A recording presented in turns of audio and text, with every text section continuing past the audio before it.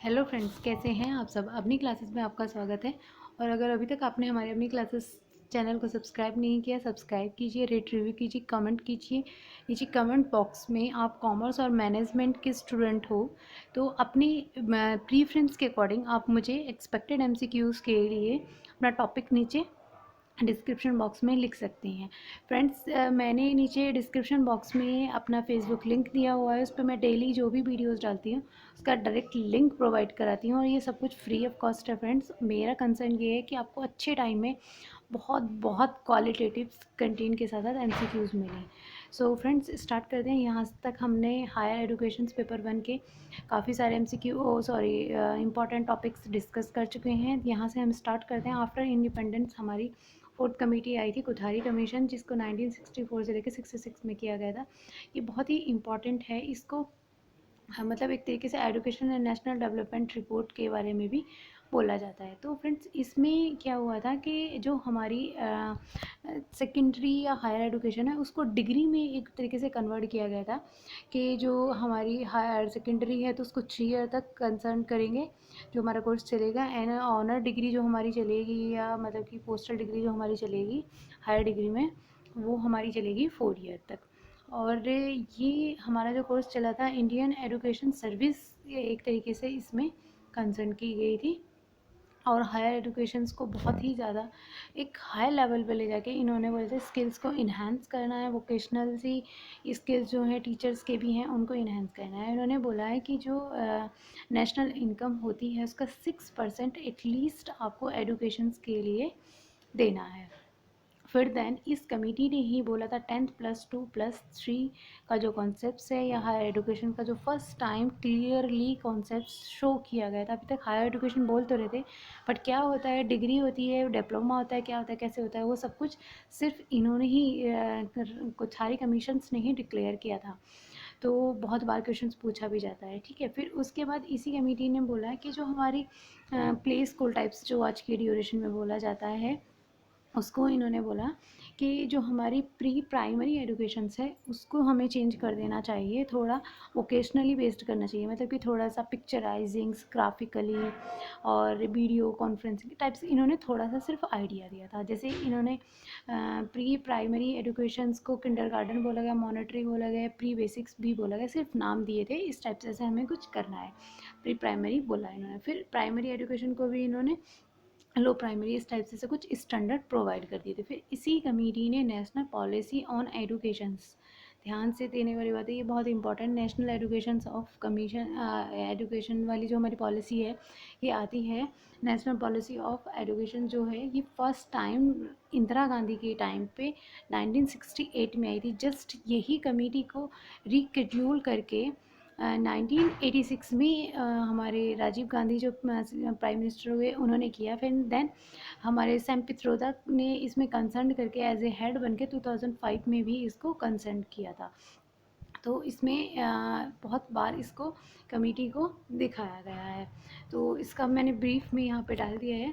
इस कमेटी के next time के बाद में फिर इसी कमेटी को नेशनल एजुकेशन कमीशन 2005 में सैम पित्रोदा ने एक फ्रेश में इसको पब्लिश किया और उन्होंने बोला कि जो हमारे हायर एजुकेशन है उसको एक प्रोफेशनलिज्म में हमें करना चाहिए। बस सिर्फ ये कुछ की पॉइंट्स इन्होंने बोले। फिर उसके बाद 2017 में फ्रेंड्स इस कमेटी के अंदर बहुत बड़े चेंजेस आए। इस कमेटी के अंडर काफ़ी सारी छोटी छोटी एजुकेशन से रिलेटेड इन्होंने स्कीम्स चलाई जो मोदी गवर्नमेंट के अंडर आती हैं। तो मोदी गवर्नमेंट ने बोला कि डिस्ट्रिक्ट प्राइमरी एजुकेशन से एक प्रोग्राम है, इसको दिखाया जाए। सर्व शिक्षा अभियान भी इसी के अंडर आता है। गर्ल्स के लिए जो एजुकेशन है वो भी इसी के अंडर आती है। राष्ट्रीय माध्यमिका शिक्षा अभियान भी इसी के अंदर आता है। एंड डिसेबल सेकेंडरी स्टेज भी, साक्षर भारत, राष्ट्रीय उच्च शिक्षा अभियान, ये सारे इसी के अंडर इन्होंने, इसी कमेटी के अंदर इन्होंने बोला गया। तो फिर इस कमेटी को बहुत ही इम्पोर्टेंट मिली है 2017 में आके, बिकॉज इसमें काफ़ी सारे स्कीम्स गवर्नमेंट ने चलाई जो कि बहुत ही पावरफुल रही हैं। और फिर इसके बाद कमेटी 2005 के बाद में जो सैम पित्रोदा ने ये कमेटी दी थी, national education commission on education, उसके बाद में यशपाल कमेटी आई 2009 में। इन्होंने हमारा जो यूजीसी का एक प्रोसेस है उसको मतलब एक तरीके से स्टैट्यूटरी बॉडी के अकॉर्डिंग इन्होंने हायर एजुकेशन से लिंकअप किया, और इन्होंने जो हमारी एंट्रेंस एग्ज़ाम्स वगैरह होते हैं इसको प्रेफरेंस दी। लाइक जैसे अब नेट का होता है, इस टाइप से इन्होंने कुछ मेडिकल्स के लिए उस टाइम पे 2-3 बोला कि ये इस टाइप के एग्ज़ाम्स होना ज़रूरी है इन्होंने। और जो कोठारी कमीशन ने 6% बोला था उस को इन्होंने 4% के लिए बोला कि ये बहुत ज़रूरी इम्पॉर्टेंट है, बट 4% ये एडुकेशंस में स्पेंड होनी चाहिए। फिर इसके बाद शर्मा कमेटी आई। शर्मा कमेटी बहुत ही इम्पॉर्टेंट है बिकॉज इन्होंने first time science and technology education जो है इंडिया में उसको अलग से प्रमोट किया। जैसे IASC हमने बहुत बार सुना है, तो ये फर्स्ट टाइम शर्मा कमेटी के अंडर इसको एस्टेब्लिश किया गया और इसको देखा गया। एंड देन इसी कमेटी के अंदर Indian Institute of Science Education and Higher Research को भी इन्होंने प्रमोट किया। फिर आता है हमारा UGC means University Grants Commission. इसमें हमें यहाँ कुछ चीज़ों को बहुत ध्यान से देखने की चीज़ें हैं। इसमें मैंने यहाँ पे इसमें ब्रीफ में लिख दिया है थोड़ा थोड़ा कि 53 से इसका प्रोसेस स्टार्ट हुआ था। इसके कुछ रीजनल ऑफिसेज़ वगैरह ये सब मैंने यहाँ पे डाल दिया है। बट इसमें एक चीज़ इम्पॉर्टेंट ये है कि इस कमेटी को स्टार्टिंग में कमेटी बोला गया था। कमीशन जो हुई थी 53 नहीं, इसको 56 में एक तरीके से कहते हैं, बट 53 में इसको एक तरीके से बोल दिया गया था कि ये कमीशन है ना कि कमेटी है। क्योंकि ऊपर वाला अगर आप पढ़ेंगे तो 45 में इसको कमेटी बोला जाता था, बट 53 से इसको कमीशन बोला गया था। और ये फाइनल जो पार्लियामेंट में अप्रूव हुई थी 56 में है। अगर सपोज़ ऑप्शन में 53 है और 56 है तो देन आप 56 पे लगाएंगे, और अगर सिर्फ 53 है तो आप 53 पे लगाएंगे। ठीक है, तो कमीशंस के लिए ये दोनों है। फिर हमारा इंसल्स टाइम आया था जिसमें नालंदा टैक्सिला एंड विक्रमशिला यूनिवर्सिटी बहुत इंपॉर्टेंट है। ये बहुत इंपॉर्टेंट रोल प्ले करती हैं। इन यूनिवर्सिटीज़ ने काफ़ी सारे मतलब जो कि प्रमोटिंग एजुकेशन स्टेब्लिश यूनिवर्सिटीज़ हैं उनमें से अपना एक नाम कमाया हुआ है उस टाइम पे। तो फ्रेंड्स ये मैंने यहाँ पे कुछ डेफिनेशन एब्रीवेशंस लिखी हैं, ये आप पढ़ सकते हैं, देख लेना। यहाँ पे मैंने थोड़ा सा डाल दिया है क्या होता है। IRCTs national level apex bodies होती हैं। फिर इसमें हमारा आया था श्रेयांश। श्रेयांश बहुत ही इम्पोर्टेंट है। श्रेयांश में क्या है कि श्रेयांश को गवर्नमेंट ने 2019 में एक तरीके से बोला था। इसकी फुल फॉर्म आ जाती है बहुत बार scheme for higher education youth in apprenticeships and skills. इसमें इन्होंने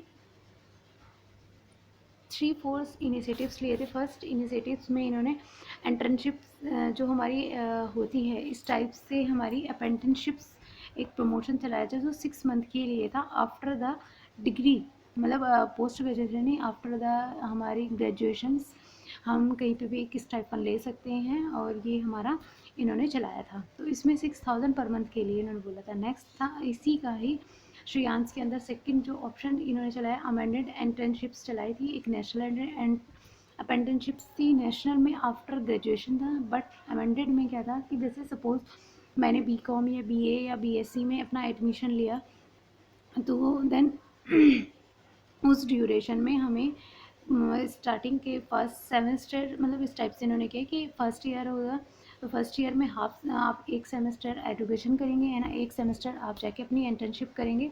और इसमें 25% तक का आपको गवर्नमेंट मतलब पे करेगी उस कंपनी को। जैसे सपोज़ मैं किसी ABC कंपनी में गई तो वहाँ पे 25% मतलब इसमें हमें गवर्नमेंट पे करेगा।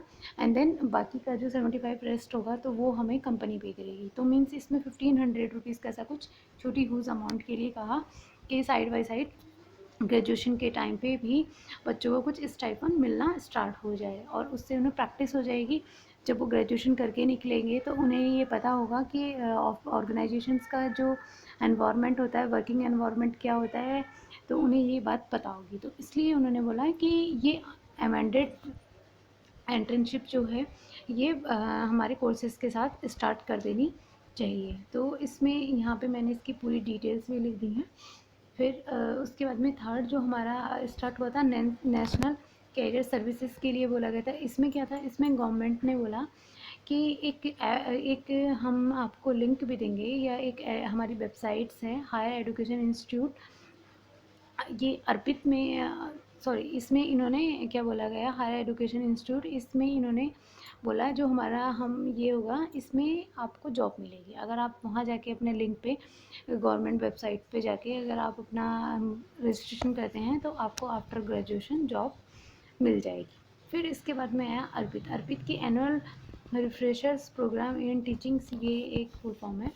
इसके अंडर ये सारा स्वयं प्रभा, मूक, ये सारे आए। इसके बाद में फिर हमने अपना जो डिजिटलाइजेशन पे बहुत ज़्यादा वर्क करना स्टार्ट किया गवर्नमेंट ने।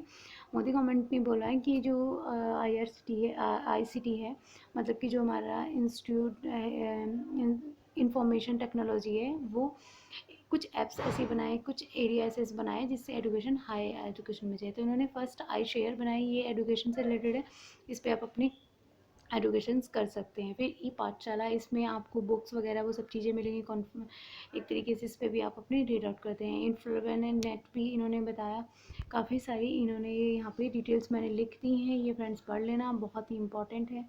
फिर इसके बाद एंशंट टाइम स्टार्ट हुआ, तो इसमें तक्षशिला को हिंदू एंड बुद्धिज़्म्स बोला जाता है, तक्षशिला को, एंड नालंदा को सिर्फ और सिर्फ बुद्धिस्ट स्टडी बोला जाता है। और